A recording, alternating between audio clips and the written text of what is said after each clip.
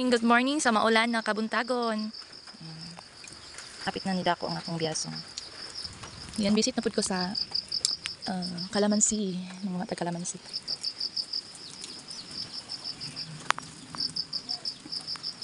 Dugol.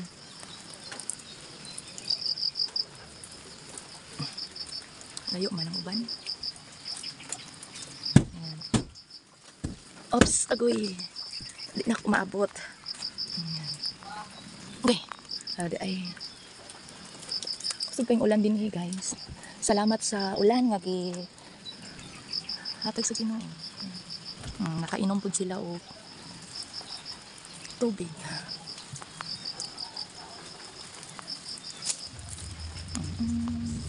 So, napod mi bayabasan. Calamansi, bayabasan. Ina nakabuotan ang akong ginikanan.